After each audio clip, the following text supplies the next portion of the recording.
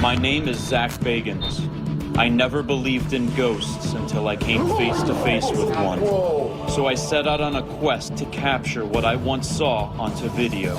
Is there anybody here? Oh my God. With no big camera crews following us around, I am joined only by my fellow investigator Nick Groff and our equipment tech Aaron Goodwin. The three of us will travel to some of the most highly active paranormal locations where we will spend an entire night being locked down from dusk until dawn.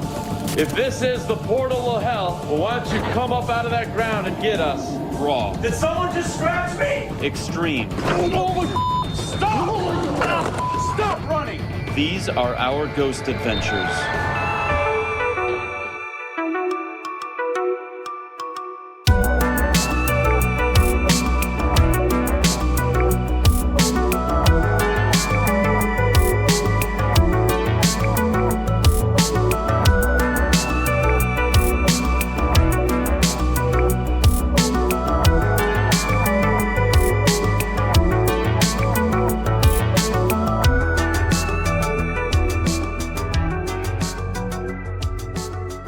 Welcome to the Perfect Movie Podcast, the podcast where we answer the question, is this a perfect movie? I'm Michael. I'm Kalen.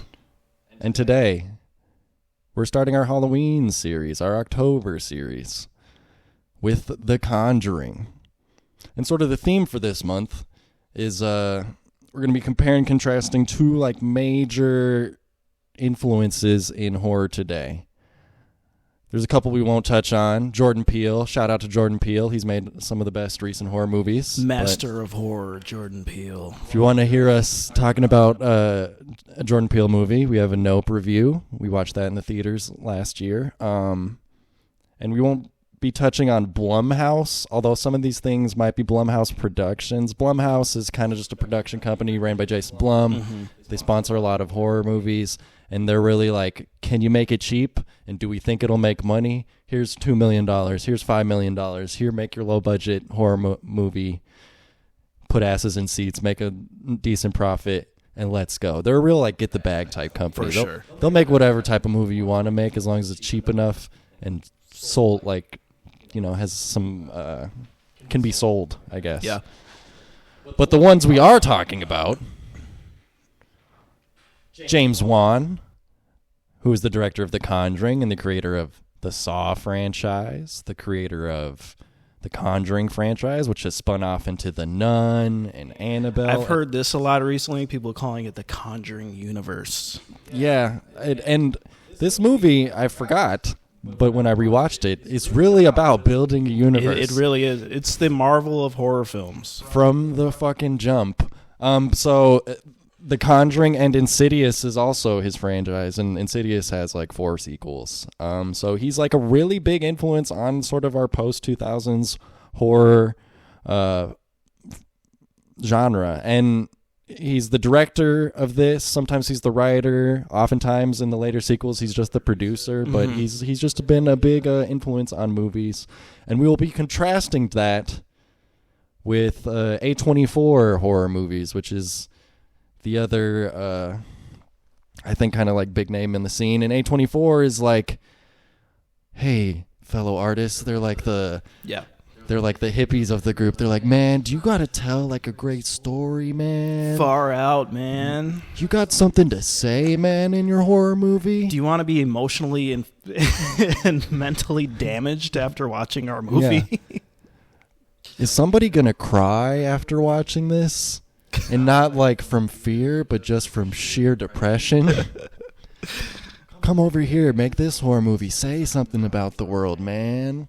That's A24's whole deal. Yeah. And that we will be talking about. We'll watch Hereditary is going to be in our next episode. We're going to watch the newer release, Talk to Me. That's an A24 movie. Yep. And then we'll be watching Malignant as our second James Wan movie. So yeah, The Conjuring, Kalen. The Conjuring was a big deal when it came out, and really I saw it in the theaters. Did you see it in the theaters? I did. Let's talk a little bit, I guess, about our history of The Conjuring. Yeah, I remember seeing this in theaters when it first came out. I was probably a junior in high school. And then also, I remember you guys coming to my house and we watched it. a little bit after it came out on DVD. Yeah, it was like we touched on this a little bit in our review of Twilight, but it definitely had that phenomenon effect where it was kind of like the big teen movie, even though it really wasn't like made for teenagers. But I mean, it had the qualities of like, you know, going to the theater with your friends to see a crazy horror movie, and it was all marketed as, oh, this is the scariest movie of all time, and so it had that hype factor to it. Every like 5 years in horror, there's a new "this is the scariest movie everyone's ever seen." It's a nice trick that the marketers pull out of their pocket every once in a while, because there's no way to quantify the most horrifying movie. Right. Hereditary also had that phrase, had some of that in there in its marketing. You want to turn your mic like a little bit towards me? Oh yeah. Yep.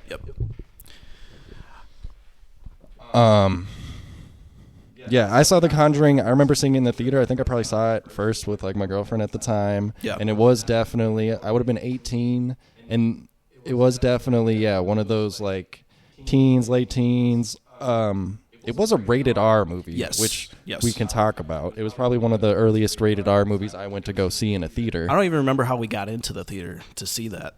Yeah. You know, maybe somebody's parents bought us the tickets. Or sometimes you just know the theater that doesn't quite care. Yeah, I think growing up, we always went to the MOA theater, and that was the one where you could kind of just walk in that bitch, you know? Yeah, So, Mall of America theater, the 14-year-old didn't care that was at the ticket booth or whatever, the 16-year-old. And now you got babies going to go see Evil Dead Rise, so it's like nobody, I don't think anybody really cares. We used to live in a proper society. Yeah.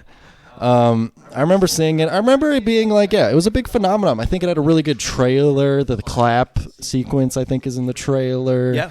The sequence where mom has the matchbook and she's locked in the basement and the matches keep going out. Yep. Like, that's all. It's got some good like trailer sequences within this movie, and it had a really great trailer, and it made a bunch of money. It was like a $350 million take on like a $30 million budget, so it made a lot of money. And then it spawned off into this whole Conjuring universe, which has the Annabelle movies and the Nun movies and like 4 Conjuring sequels. Endless trash.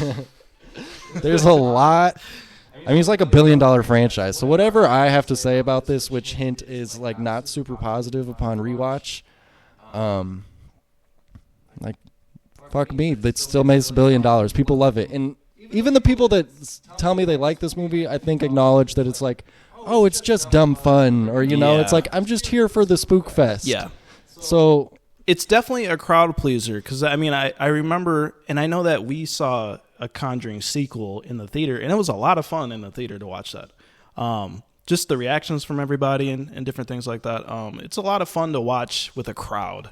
And but it's funny because I remember this being a lot scarier than it is. I mean, I guess that just leads back to like, I was a teenager watching this. You know, I wasn't as like acclimated to horror as I am now. But yeah, it's definitely interesting to watch this with a fresh set of eyes, you know? Yeah. And it is like, it's the classic horror movie that like you said, I think almost it aims for teenagers, which makes it weird that it ended up being a rated R movie, but it seems like the perfect one for teenagers, because it's like when it turns to night, everybody gets quiet because we know some spook fest is going to happen. It's very like Paranormal Activity that way. In the day, we're explaining stuff. Shit's kind of boring. You can even feel it in the theater. I feel like I remember in the theater. During the day, people like are a little like disinterested. Yeah. And then total silence as soon as we turn to night, because everybody's tuning in for the spook. Yeah. So I mean, it's one of those. And honestly, if I was gonna do like a star rating system, like, it is competently made. Yes. It's like this. I would not give this like the bottom shelf review. No. On a star system, but it's just it plays it very safe. Yeah. And it's very accessible, because it's not like, I mean, we'll talk more about this when we review Hereditary, but Hereditary is the exact opposite of this, which is insane. And it's like, people aren't going to get bored watching this, at least for the scare factor. And like, at least when your audience is teenagers, they're going to be able to kind of like have the attention span for it and stuff. So yeah. So I guess maybe one final thing that we kind of touched on before we get into the categories is, yeah, we mentioned that it was rated R, and it's strictly rated R for like horrific. I forget the wording, but it's basically being rated R for being so scary or so intense, which I think was a total marketing ploy because there's no nudity, there's no sex, there's really hardly any gore. There's barely any profanity as well. I don't even think there's an F-bomb in this movie, maybe one or two, but like it could have very easily been a PG-13 movie. And in fact, when I rewatched it without actually looking for the rating, because I never do when I'm just watching something at home, I thought it was a PG-13 movie, but I guess it's rated R just for the disturbing content. I mean, I think the possession scene at the end, or the exorcism scene, is a little intense. I mean, it's ramped up for sure. It's not like exorcism level of like bodily fluids and stuff. Yeah. But I could see it being intense enough to get that rating for sure. So I don't know. Seems like a ploy to me. Seems like they were like, we did some math and the being rated R for so scary netted out more profit than being PG-13. So because like half the teens are going to get in there anyways. Yeah, well, maybe it's a ploy to get their parents to come and watch it too. Yeah. So that way you sell more tickets. Yeah. So shall we move along to the performance test? It was the performance of a lifetime! Performance test is we're going to talk about our favorite performances, actors, characters, and moments. Anywhere in particular you want to start? Yeah, I want to start with the actress that plays the mother in this. Let me find her name. Lily Taylor. She puts on a pretty good performance. She's great as being the loving mother, and then she's also great as being the crazy demon bitch. And I thought her performance was pretty good. It was pretty, I will say, like, towards the end, she got pretty creepy. So the creep factor was definitely spiking with her. But then I was watching this, I was like, like, you know, the whole, like, thing with, like, a mother turning on her children. And I think about Evil Dead Rise. And I'm like, that's how you do it. You know? I've seen it better, or even Hereditary. Yeah. Okay, these are themes. They have themes going together, and I can't save it for Let the Hate Flow Through You because I just don't like this movie that much. But I think where this movie fumbles the bag is putting something between the scares that matters to tie it all together. Yeah. I feel like I just feel like I'm on like one of those spooky roller coaster rides where like something spooky comes out every 10-15 seconds, except it's in movie format. It's so funny because, I mean, I guess movies are like this in general, but it feels like a movie on rails. Like, it feels like this is a Universal Studios theme park ride. That's literally what it feels like. It's like here comes the creepy girl doll one. Yeah, here comes, like, I actually made a list of separating, like, scares that worked for me and scares that didn't. Yeah. And, like, I think ultimately, though, getting back to what I was saying, is just, like, there's not the in-between. There's a lot of competent performances. We got 5 kids. We got a couple in a haunted house. And then we mostly have our ghost hunters, played by Vera Farmiga and Patrick Wilson, as the Warrens, who are Warren. Yeah, who are real life, like, paranormal expert, quote unquote, scam artists and or demonologist. Whatever. I love the scene where they're like, "What do they call you?" Some call us demonologists, paranormal kooks. So we got the church to send a priest over to perform a blessing on the house and the occupants. Whatever was oppressing that apartment was no longer with them. Any questions? Yes. Where's the doll now? Someplace safe. Yep. So, what are you guys? I mean, what do people call you? Well, we've been called demonologists. It's one name for us. Ghost hunters, paranormal researchers. Kooks. Wackos. But we prefer to be known simply as Ed and Lorraine Warren. Every time they cut to one of their, like, I'm like, who the fuck is going to these, not sermons, why can't I think of the word? These, like, seminars. Yeah. It was definitely at, like, a college. And it was all college kids. I could see college kids being interested in this. No, they would give a title thing that'd be like at East Massachusetts University or whatever. Yeah. And I'm like, what college is hiring the demonologists? But it's funny because every time they would have like a packed audience. And I'm like, that's not No. In real life, they would have maybe like 15 people at the most. It'd be 18 neckbeards and like a granny. Yeah. Because nobody took this shit seriously back then. No. It was a and taboo. And we still don't. So yeah, it's just lacking in like, I need something to hang my hat on as far as like characters. Like they all are there to be spooked. It's actually, we learn more about the ghosts' needs and wants, or the demons' needs and wants, than it seems like we learn about anyone else. Mm-hmm. Like they do the mother's getting possessed and she comes after the children, but that's just like kind of pulled out of her ass out of nowhere. Yeah. And then they don't really do anything with it. Like there is a scene where the mother puts the child in danger, but then it's just like, they literally go, you gotta believe, just stay with me. Well, I mean, and there's also not that slow descent into madness for the mom either. And that's like Evil Dead Rise did this, where it's like you're sticking with these characters for a while. You're kind of seeing their everyday life. And then things start to unravel, and like it's a slow kind of descent. And you don't really get that with the mom. She has a few scenes where it's like she's kind of tripping out, or when the ghost lady shows up above her bed and different, but it happens so quickly, and then you're just moving on, and then suddenly she's trying to stab her daughter with a pair of scissors, and you're like, what is going on? Why are you spiraling? And the husband seems so like, that's one thing I noticed about the husband, played by the main character from Office Space, Ron Livingston. Yeah. He just seems so uninterested. I just remember the scene where she's like strapped to the chair with a blanket over her face, and he's just sitting there. Yeah. And I'm like, this is your wife. And he's kind of like, maybe this is good. Yeah. She'll be fine. She's like this all the time. Don't worry, guys. Yeah, I just can't really name any character traits besides like the most basic of like loving mother, like concerned mother, concerned dad, scared child, skeptical father, yeah, teen that doesn't like the move. We get a couple just I thought they were gonna be fodder because I forgot that this movie kills no one, except for the dog. Yeah. Literally, they pan to the dog. No, they kill the dog in Hereditary too. I'm getting these two mixed up. Yeah. But yeah, the dog just kind of dies for whatever reason, I guess. And they don't evil. They don't really explain it or look into it. They're just like, guess Buddy died right after our move. It would have been better if the dog tried to like attack them or something. You know what I mean? Because you see the crows like flying into the windows and the birds and stuff, and it's like, okay, this obviously affects animals in a negative way. The dog should be trying to bite little girls, you know? And if this conversation is seeming kind of unhinged, it's because this movie is just throwing everything at the wall. It's a lot. It's just like, murder crows. A ghost shoots a fucking shotgun.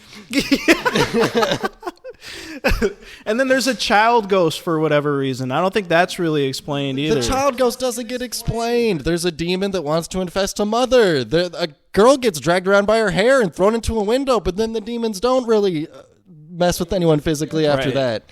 And it's like there's a demon, there's a ghost or something in the basement that's a mother crying. There's a maid ghost as well. What? Who are all these ghosts? There's a cop. He doesn't believe in ghosts. Oh, now he does. And he doesn't seem like affected by it. No. He literally sees an apparition in his face, and it's like, after that, he's like, oh, I'm fine. And then I get bit on the cheek. Oh, I'm fine again. I think it's mostly the facial hair, but doesn't our cop just kind of look like more handsome Seth Rogen? Oh, yeah, like a more fit Seth Rogen. Yeah. Seth Rogen with like 4-year lifetime membership, you know, for Seth to Rogen. Planet Fitness. Yeah. No, but then the cop is like, after, the ghost stuff happens, he goes and beats up a bunch of black people. Back to work. Time to enforce segregation. This is the 70s, the early 70s, after all. And like in the middle of it, it just turns into like Ghost Adventures where they're just explaining everything about the ghosts all the time. I know. And it's like, why make a paranormal movie that's gonna get explained to you constantly? Yes. Like there should be some mystery with the paranormal. Otherwise, it's not really scary. And then this is what bothers me too. We're kind of all over the place with this. We're This is just okay ranting. because the movie's all over the place. So, but it kind of like when the mom is possessed and then she is magically unpossessed because Think about your daughters. You love them. Oh, I'm better now. Demons leave me. I'm throwing up demons. I condemn you back to hell! This is your daughter! You can't give in! Roger, we need to get her to fight from the inside! Don't let her do this to you, still get okay? through. Don't let this thing do this. You gotta fight it. I know you're stronger than she is. You gotta fight it. Keep it going, Roger! You gotta stay with us, all right? Come on back, Carolyn. Lorraine, that's it! Get her back! Remember what you showed me. Remember that day that you said you would never forget. I think that was I was supposed to have feelings then. Yeah, apparently. And then, like, I was cracking up because after her face is just fucked up, right? And she's like going up to her little daughter, her little 4-year-old daughter. Is like, I love you, baby. Don't worry. Mommy's here. I love you. And the daughter's like, bitch, you better back the fuck up. No, the daughter should be screaming. The daughter should be like, Mom, get the fuck away from me. There's no way you're ever looking at your mom the same. No. And that's why Evil Dead did it rise. Evil Dead did it rise. Evil Dead did it better because the mom just died at the end.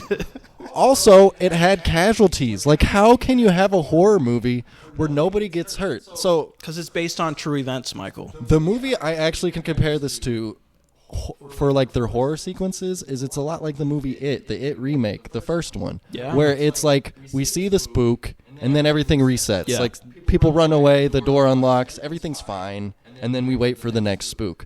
But the thing that it has, that this movie does not have, is it has this through line of there's this ensemble of child characters, and they all have these home lives that are variously affecting them. And the way they actually conquer It the Clown Demon is through conquering their own fears that are in their own life. Yes. And this movie just pulls, think about your daughter out of its ass and wants you to care.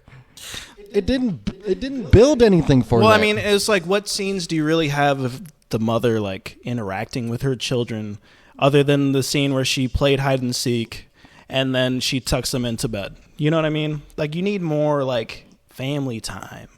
Yeah. But then we wouldn't have The Conjuring. You know what I mean? It'd be a totally different type of film where it's like it's a lot slower, a lot more psychological, Hereditary. You know what I mean? Yeah. So I get it, but little gross. Yeah, so some of the scares that work, so this is stuff I will give it credit for, is I do think the first time the mom gets locked in the It's a basement great sequence. is scary. The ball just coming in out of nowhere and want to play as she's lighting the matches and they go out and lights a new match and it goes out and you get that moment of darkness and it doesn't actually really do a full jump scare at that moment, or does it do it at the very, very end? At the end of the sequence when she's matching or lighting the matches, and then the hands come out and clap behind her. But it was very effective though. Yeah, and it wasn't like a cheap jump scare because you're kind of like you're not expecting it, but I mean, you're in the right setting.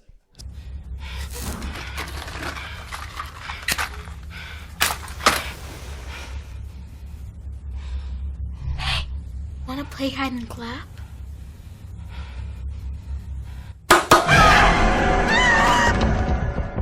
Speaking of it, I'm thinking of the It scene where they go in the basement and it's like, we'll float too. But then... But Bill, if you'll come with me, you'll float too. You'll float too. You'll float too. You'll float too. You'll float too. You'll float too. You'll float too. You'll float too. You'll float too. You'll float too. You'll float too. You'll float too. You'll float.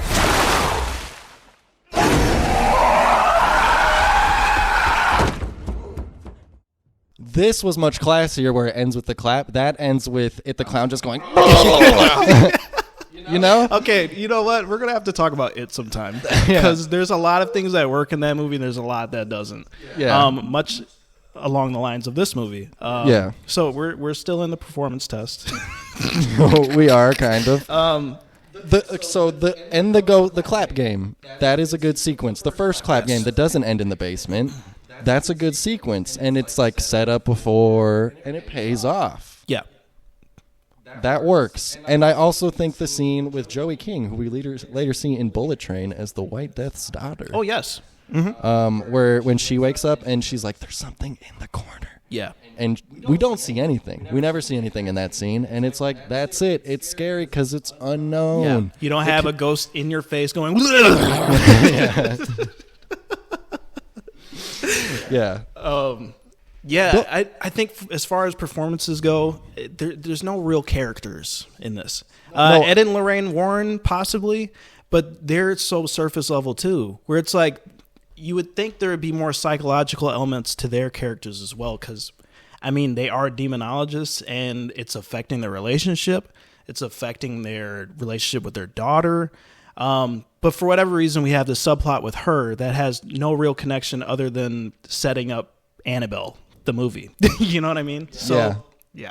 It's, as far as characters go, it's very surface level.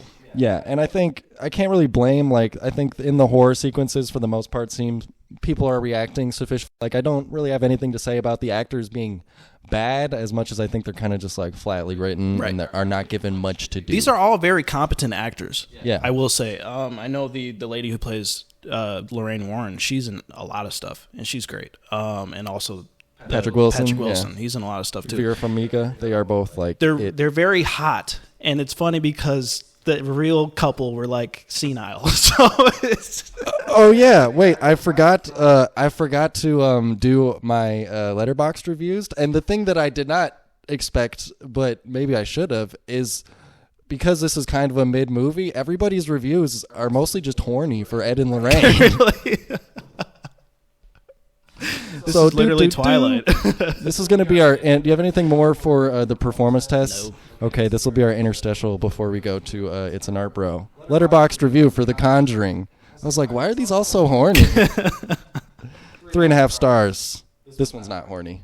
This is a movie about sideburns. It is. It is. It really is. 3.5 stars. I'm just saying, if Ed and Lorraine Warren asked me to be in a throuple with them, I wouldn't say no. 4.5 stars. Ed and Warren exercise this pussy. Yo!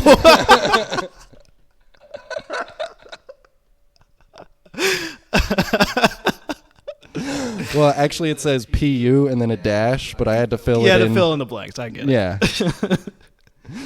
The Conjuring, 3.5 stars. Vera Farmiga, please come over and perform an exorcism in my house or whatever it is you do. They're just there to have no shame about it. That's just straight up horny on Maine for these two. And then the last one, 2.5 stars. Not a horny one. Y'all are not actually scared of this. Please say psych. I love how the horny ones have 4 stars. They all love this movie. And I think that's how you know it's not like a movie that's deep or particularly good. Right. It might be enjoyable, but when all the reviews are just about some fucking bullshit, yeah, that's kind of how you know you've made like a movie that everyone's seen. It's a meme movie. Right. That felt like Twilight reviews, yeah, where it was just like, fuck me, Bella. It's funny because the movie is not schlocky either. It's not sexy either. No, it's played very straight. And I almost wish they kind of went into the more schlocky elements, because I think it's funny because he goes down that route with Malignant, and but we'll get to that at another time. But I think it would have been fun with a little bit more cheap stuff going on, you know? I think that's what Evil Dead Rise has that this doesn't too, yes, along with some character. Personality? is like a little bit of like a tongue-in-cheek or like a twisted sense of humor or like a little bit of fun to the horror. Yeah. And I think that would make it just a more interesting viewing. Yes. Like, I think you can do a lot of these sequences and ratchet them up just maybe a little bit more and maybe take out some of these ideas. Right. I don't need like, when it's like ghost shoots shotgun, crows are flying into windows. And also, if you notice, it's crow sounds, but every time you see one, the dead body is a pigeon. Yeah. Yeah. Is that just a continuity error, or is that supposed to be like supernatural? It's definitely something that happened in post. Okay. Yeah. They couldn't get a crow that day. PETA will only let us murder pigeons. Oh man, what was I going to say? This is. I I wanted a little fun scary. That's what a lot of like in slashers also have, is just like, I think just a little fun scary. I mean, we're in the minority where we like Halloween Kills. Like, Halloween Kills is a fun Evil movie. dies tonight. It's hilarious. It's a good time. It's a perfect Halloween movie. Just saying. Yeah, it's funny because this movie feels like it was created by an AI. Yeah, it feels like insert scare here, Yeah. retain audience attention. Spooky house, the family, you got a bunch of daughters, you got the skeptical husband that is not skeptical after a while because he experiences his own stuff. How do you ratchet up the tension for human child endangerment? Child endangerment, loud noises. Not just in the first home, but also back at home for Ed and Lorraine Warren. Plot twist. Because we can all relate to that. And yeah, we should move on to It's an Art, because I think a lot of this comes with, Okay. we can explain a lot of this. Let's move along to It's an Art, bro. This is where we talk about the specifics of the filmmaking process. I'm talking sets, effects, lighting, the around the edges stuff. What's this? It's an art project. Okay, I like it. Picasso. Yeah, that way. One thing I hate in modern horror, and I think this is probably horror in general, because I know they probably did this a lot back in the day. Spooky houses. Like overtly dilapidated spooky houses. It pisses me off. It's lazy. Evil Dead Rise does do that. Evil Dead Rise does it. Hereditary does it. Just these houses that are like old colonials, and they never have any lights on, and everything looks old and like cold and spooky. It's I don't know. Yeah. If you watch The Exorcist, it is just a house on a street. Literally just a house. It doesn't need to be like, I get a little bit that having it tucked away in the woods or whatever, being isolated adds to the fear, but it does not need to be a creaky, shitty house with a secret basement. And I mean, I guess because I did watch a documentary on the real Conjuring case, and it was a really creepy fucking house. I mean, so I get it in this context. But the way that it's shot and just the overall look of it, it's so fucking grotesque and like, just why would you live there? You know what I mean? It doesn't feel like a home. It doesn't feel like a place anybody can really like get comfortable in and be okay in this setting. Even though maybe it was like that in real life too. I don't know. I didn't live there. But I just look at the walls and there's mold everywhere. Everything is dark and depressing and gross. It's just they made it that way to add to the scare level, but I don't think it's effective in that way. Like it almost takes you out of the experience, where it's like, this doesn't feel like a real home. Yeah. It feels like a set, So that's a gripe that I have about horror films. It's just the spooky house thing. It's an old trope and it's not scary. I don't know. Yeah, I agree with that. I didn't really have a problem with it, but I do think it's like a hat on a hat. Like, it can be creepy without that. Well, you've seen Conjuring 2. Probably. I don't remember fucking anything about it. It's about the little girl who's possessed or something. She's got the spirit of an old man in her, whatever. But the house in that is just like, it's so fucking dreary and dark and like disgusting. And it just seems like James Wan, he does this in every film he makes. It's just like this old, creepy fucking house for no reason. You know what I mean? Oh, yeah. He likes grimy shit for sure. Yeah. Like, the original Saw is all in, like, a dirty bathroom. Yeah.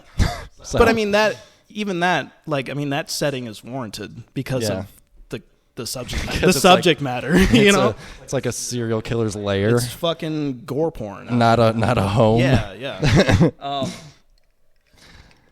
Anyways, that's just like a little gripe of mine, but I noticed that in a lot of his films. So. I will say it's not like showily shot, but I think it is for the most part well shot. It is like, I think there's some moments, especially during the scares. I'm thinking of the sequence where the cop sees the maid, and he walks away to the get a drink of water in the kitchen, and the camera kind of follows him, and then he hears something out the window, and it kind of tightens up and like walks around the center island to like get up behind him, and then he goes to the right because he hears something to the right, and the camera just kind of follows him. Yeah. And they're probably hiding cuts in there, but I like the like kind of long take and the way the camera just kind of like is in there, kind of documentary like. Like during the horror parts, I think actually does like, it makes it feel realer than maybe a more classically staged like way of shooting that scene.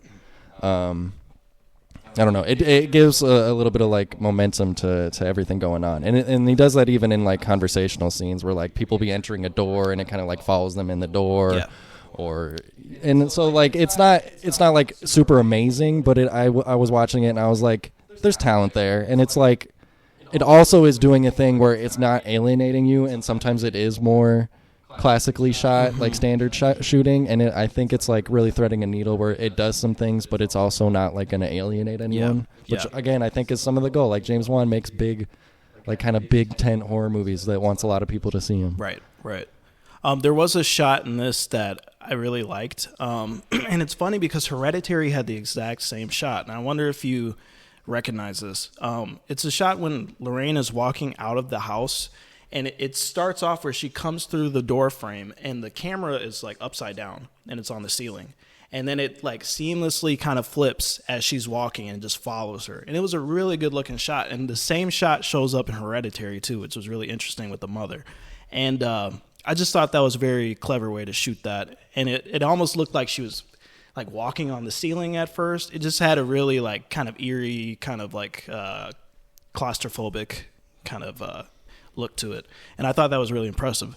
And then I saw it in Hereditary, and I was like, Hereditary, you ripping off The Conjuring now? What you doing? But yeah, it was interesting. My cynical side perked up when when they start recording the documentary in the basement. Like the first time they venture in the basement, I was like, oh, are they like, look, kids, we do found footage too? Yeah. But I think I give them a little credit because that scare is more about the sound design because they have that like directional microphone. Yeah.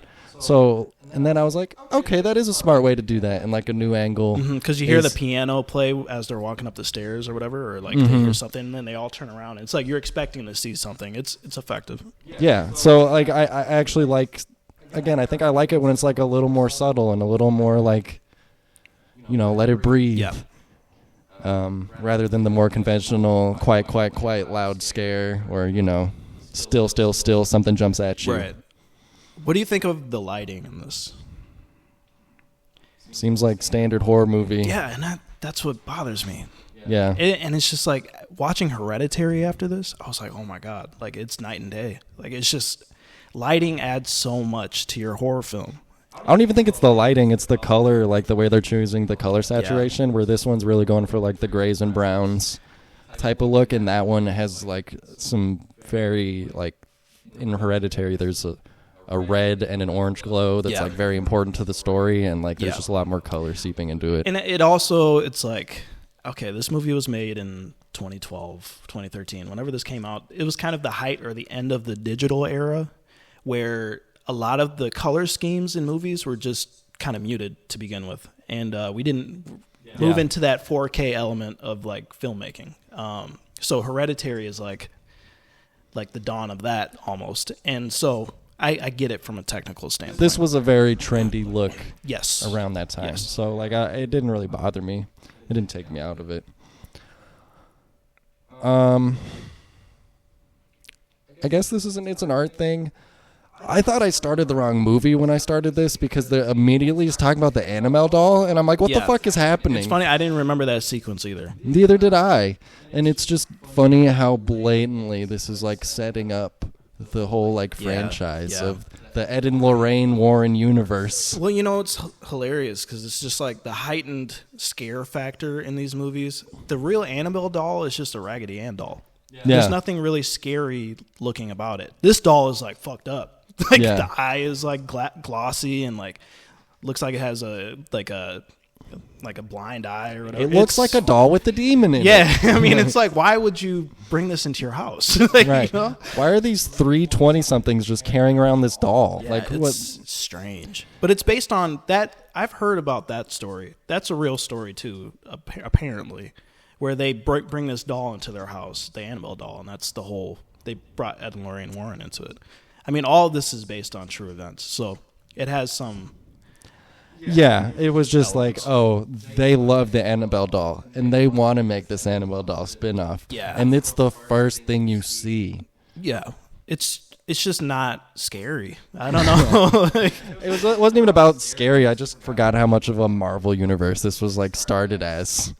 I don't think we even had a concept of like universes back then. I think this was kind of early on the trend because like a year later we get Amazing Spider-Man 2 where they walk through the hall at the end with like all the Easter eggs. Yeah. And it's literally the same scene with Ed and Lorraine's little like dark museum in their side hallway. Well, room. 2012 Avengers came out. I mean, it's like we didn't really know.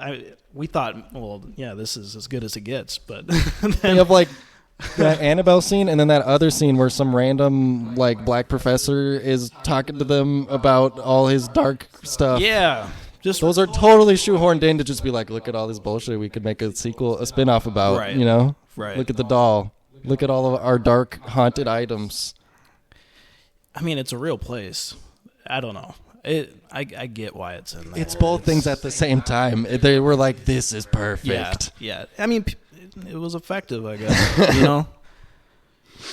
Let's move on to Let the Hate Flow Through if you don't have anything else. Hold on. We have to ask the question, although we will probably skip past this for the most part because it doesn't fit for this movie. But hey, what are you trying to say? You know, I'm just wondering about the color. It seems kind of dark. I wonder if I could have a lighter color, maybe a light blue or something. So what are you saying? You saying I don't know colors? I don't know anything about suits? What, I just came off the street, I was some unemployed guy begging for money on the corner, and they threw me in here to try to fit people? You don't think I know anything about suits? Oh, no, let's go that color? Is that what you're saying? You think the dark then? Yeah, I think the dark. Okay, I'll go with the dark. I'm sorry, Okay, well, I thought we put a double-breasted on you because it would look nicer, I think. That's where we talk about the themes and what the movie's trying to say. And the only thing I wrote down was ghosts are real. Question mark or no? Well, I think it's a statement of fact in this movie, but my question mark was, does it even try to say that?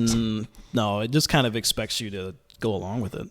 Yeah. Apparently, ghosts can like throw you across the room and into walls and fucking beat But the only shit out of you and sometimes. shoot shotguns. Yeah. And make birds fly into your windows. Yeah. That's the thing. The physics in these movies are way... You know, I will say, we glossed... I didn't bring this up in It's an Art, but the scene where the daughter is getting dragged around was a pretty cool effect. Getting dragged by the hair all around the room, that was a really good effect.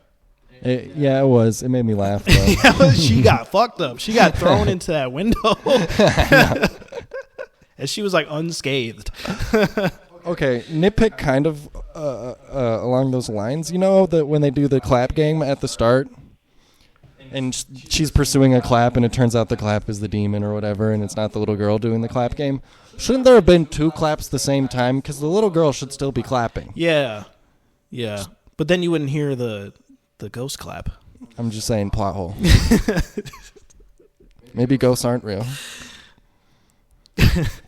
Okay, let's get into what we're going to get into with Let the Hate Flow Through You. Good. Use your aggressive feelings, boy. Let the hate flow through you.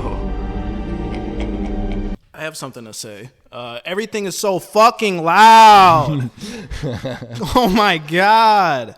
And this was an issue with maybe Max, because I was watching this on HBO.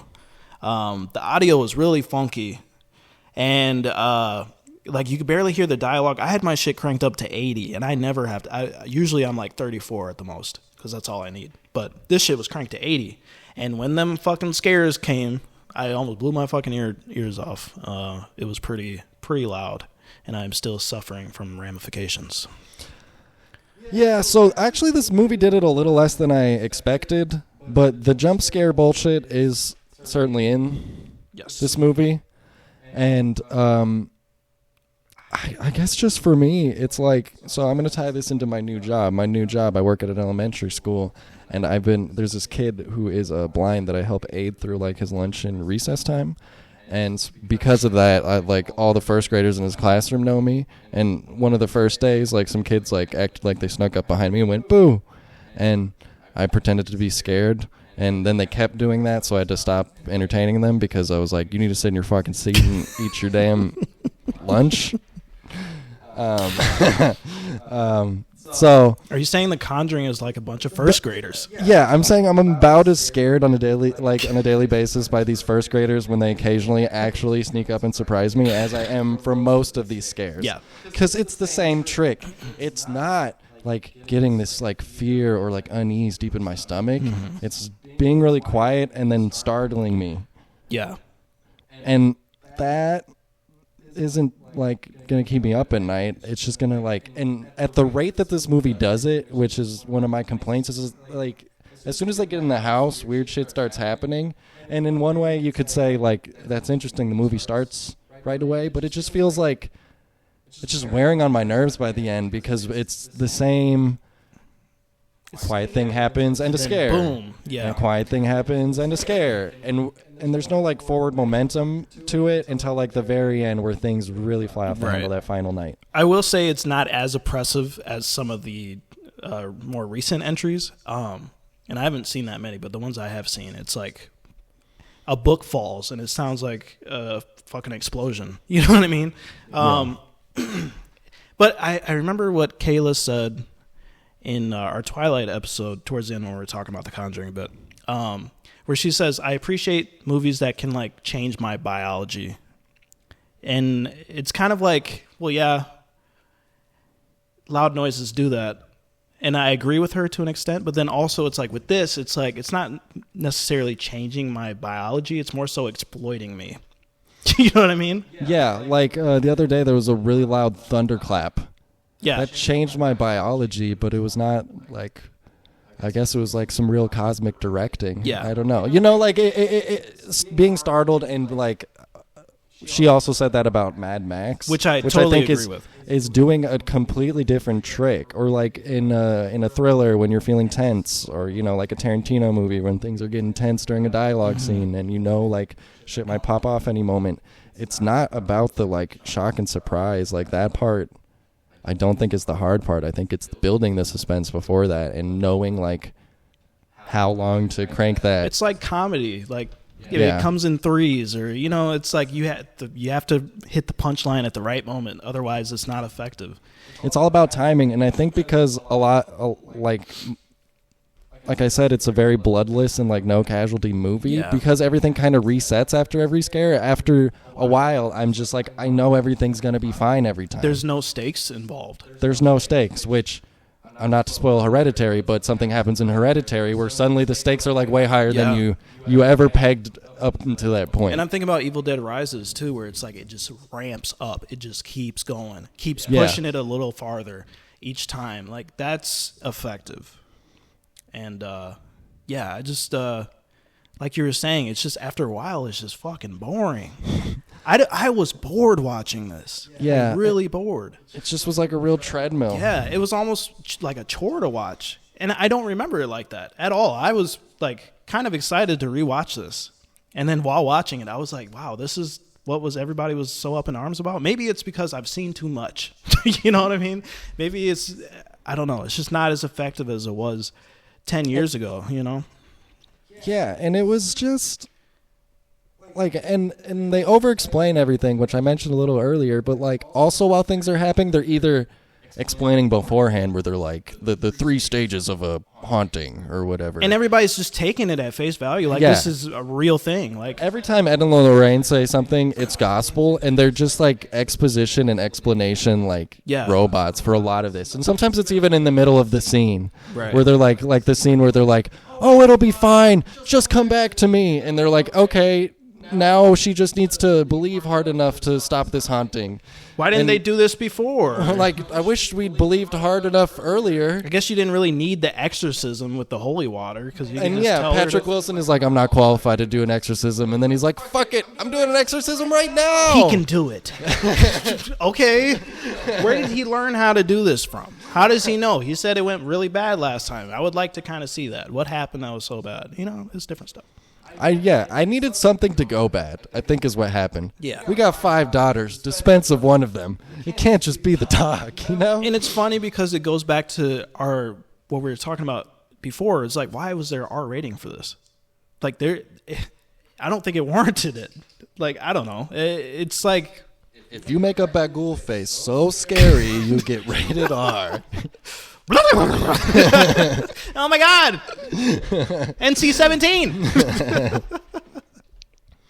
Like there's just like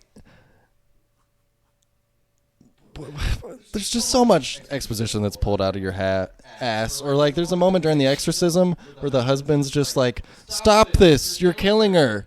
And I'm like, the demon's fucking killing her. What are you talking about? Right. Have you been here this whole time? Because I'm pretty sure you have been, and there's no reason you would tell him to stop. Apparently, in the real story, that scene happened with the exorcism in the basement, and the husband actually punched Ed in the face. And so I was like, okay, I want to see some of that.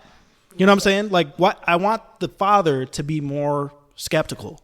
I want the father to be more like, even though that's a trope, yeah. But it's like, if you're going to set that up for your character, okay, there needs to be some kind of payoff for that. You know what I mean? Like, did he punch him in the face in the movie? Did he? I don't remember. I don't think so. I don't remember either. But I want to say he just says it, and then he's like, you're right. Like, he's so passive. That's what I'm saying. There's no fight. This is your wife.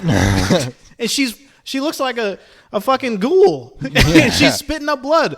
Do something. Right. You know what I mean? He's like, okay, I guess I'll hold her now. You know, like, okay. I don't know. These are little nitpicks and gripes, but it's not insulting to me. You know what I mean? It's not that bad. It's definitely watchable. But I just, and I don't know, maybe this is just what happens to horror movies over time. Like certain horror movies. I mean, we watched last year Nightmare on Elm Street, and I thought that movie was awful. Yeah. But it's like in people's top 10s all time. You know? Yeah. I don't know. I think, Nightmare, horror is very personal and it hits people differently. Nightmare, like something's trapped in your dreams, I think just might hit some people. Like, I can get how that concept can seem creepier to some people. Yeah. Than it ever did to me. But I don't understand how, like, Freddy Krueger going around being like, "What's up, bitch?" Like, how is that fucking scary? But I guess, whatever, you know? That's true. Well, I mean, isn't fucking stab your mother bitch. sucks cocks in hell. Yeah, oh my God, he cursed. He's been murdering people this entire time, but he said a bad word. It's scary. No, that's isn't that? That's the exorcism. That's thing. the exorcist. Your mother sucks. Well, I mean, the girl also masturbated with a crucifix, so I mean, like, that's like, yeah, whoa, we're really hitting the taboos. You know? I just needed either more danger or more character, just something. I needed something between the quiet bang to like put it together for me. Yeah.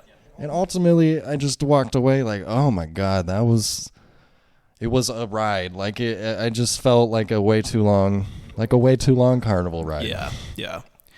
And maybe this movie wasn't setting out to be that. You know what I mean? It definitely has, like, that's where my cynical side comes out, where it's like, okay, this is definitely like they're just trying to fill seats. You know, there's no real vision for this. You know? The vision is exactly what it was in the theaters, which I guess is fine. It's the movie where people kind of disassociate from it during the talking parts, and then when it comes to nighttime and the quiet stuff happens, everybody gets real quiet, and you feel the theater get quiet because everybody's waiting for the ghoul to pop out, and then popcorn goes flying in the air when it does. You know what I mean? Like, it's. But I'm just like the like apocalypse version of this is people just watching, you know, the prank video where it's the car driving through the mountains and then the spagool face jumps out. Oh yeah, that's literally what. Yeah. It's just like that every 15 minutes. Yeah.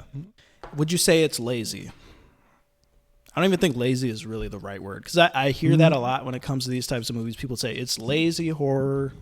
No, I think it's cynical horror, or just like exploitive horror. Not like, I don't think it's, no, I just think it's like made exactly like you said, to put asses in seats, where it's like, as long as we have some segments we can put in the trailer and people get startled a few times, they're gonna walk away being like, whoa. Yeah. It's the equivalent to adding explosions in your action films.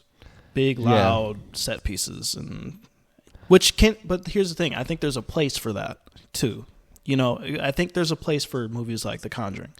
I want to say what? No, I think it's more like almost fan service. Like, yeah, people are fans of ghosts and they want to see them do scary things, spooky stuff. It's just giving the people what they want and not doing anything more than that. It's like no more, no less. But this is exactly going to do the job. There can be a balance, because you haven't seen the Haunting of Hill House series, but I think the Haunting of Hill House really, I mean, they do the jump scares, but it's very like well done the way they do it, to the point where it's like you're really it'd be, because it's Mike Flanagan, And watching Midnight Mass, you know his style, where it's like long monologues. Just not even I don't want to say monologues, but just a lot of dialogue. And in the middle of the dialogue, while you're just so invested in watching these characters just talk to each other, something fucking creepy just happens. And it's like, I'm thinking about this scene that happens in a car. I won't spoil it for anybody, but in The Haunting of Hill House, if you've seen it, you know exactly what scene I'm talking about. It's so unexpected and so effective. One of the best jump scares I've ever seen, or the best uses of a jump scare. I just think there's certain ways to do it that are more effective. And especially when you have characters that you really care about.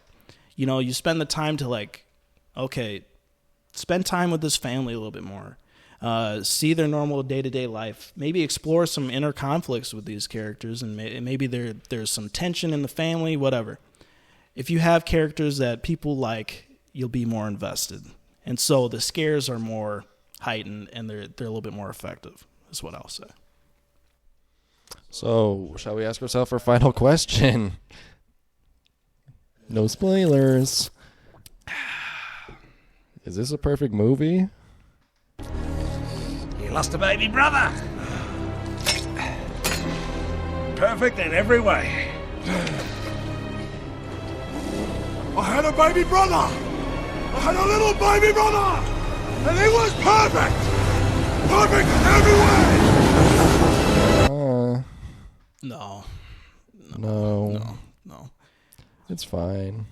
I am glad I watched it again, because it definitely changed my thoughts about it, because I thought this was a lot more effective at what it did. At least I tried it, and now I know I don't like it. Yeah. Sometimes you revisit a movie and you're like, what happened? Yeah. Where was I? I think, again, goes back, we just grew up. You know, a lot of these movies we watched when we were younger, we watched Drive when we were fucking 16 and angsty. Yeah, it's gonna be an awesome fucking movie. You know what I mean? Like, shit's badass. Yeah. And I don't think there's anything wrong with it. I think it's definitely watchable, but I don't know. It's not for me. So, it's a good movie to half watch. It's a crowd pleaser. I would much rather watch this with like 6 of my friends than Hereditary. Oh, yeah. But I'd actually put on Evil Dead Rise. Yeah, if we're going to go that route, Evil Dead Rise. Or Halloween, or any number of horror movies. Not Halloween, the remake. The Halloween remake, not the... Hold on. Halloween, but not by Rob Zombie, but the other one. Halloween Ends? No, but the one that's just called Halloween. Where they kill 2018 one? Where they kill the podcasters in the bathroom like they should. Podcasters deserve to die. I really have to pee right now. I don't know if I want to go in there. All right. Next week, we will talk about Hereditary. Get on the A24 side of this horror coin. Yeah. Until then, stay spooky.